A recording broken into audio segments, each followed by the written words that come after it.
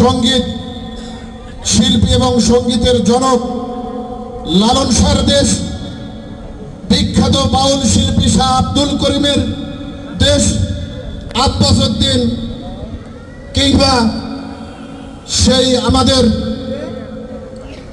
ভাটিয়ালি গানের আমাদের পল্লী জগতের সম্রাট বলা হয় আব্দুল আলিমের দেশ। এইরকম ভাবে নানা শিল্পীর নাম আমরা বলতে পারি, আমরা নানা অলিয়া উলিয়ার কথা বলতে পারি। আমাদের আধ্যাত্মিক গুরুজনদের কথা বলতে পারি। সেরকমই একজন মানুষ এই আমাদের আমিন শাহ। এই অঞ্চলে তার জন্ম, আজকে তার ঐতিহ্য, ইতিহাস এবং তার যে জীবন বেছে নিয়েছিলেন, এই আধ্যাত্মিক জীবন, সেই জীবনকে ধারাবাহিকভাবে ধরে রেখেছেন তার পরিবারের সদস্য এবং আপনারা যারা। আমি বক্তব্য দীর্ঘায়িত করব না, আমরা একটি কথাই বলতে চাই। আজকে সকল জাতি, ধর্ম, বর্ণ, বিভিন্ন শ্রেণী পেশা, গোত্রের মানুষ যে ঐক্যবদ্ধভাবে একটি মিলন মেলা তৈরি হয়েছে, এখানে নাই কোনো ভেদাভেদ, নাই কোনো হিংসা।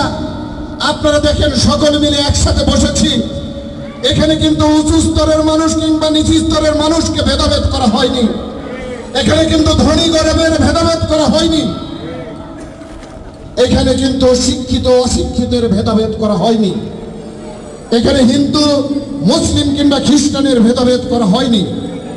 আমরা চাই এই বাংলাদেশটা, এই সমাজ ব্যবস্থা এইরকম সকলে মিলে একটি আমাদের মিলন মেলা থাকুক, সকল সময় আন্তরিক পরিবেশে আমরা বসবাস করতে চাই। আমরা কারো কোনো দুর্বলের উপর সবলের অত্যাচার দেখতে চাই না। আমরা রাজনৈতিক নেতৃবৃন্দ যেমন বিভিন্ন জায়গায় দখলদারিত্ব করে, চাঁদাবাজি করে, জোর জবরদস্তি করে, প্রভাব খাটাই, আমরা সেটি চাই না। আমরা চাই সকলে মিলে আমরা এই বাংলাদেশটাকে ভালোবেসে, এই বাংলাদেশের হাজার বছরের যে ঐতিহ্য, যে ইতিহাস, যে কৃষ্টিকান্তের রয়েছে, যে সংস্কৃতি আমাদের পূর্বপুরুষরা ধরে রেখেছিল, আমরা সেই জায়গায় ফেরত যেতে চাই। আর এর জন্য আমাদের ভিতরে যে অহংকার, যে অহমিকা, আজকে গানের মাধ্যমে সেগুলি কিন্তু বলা হচ্ছে। আমাদের একটাই,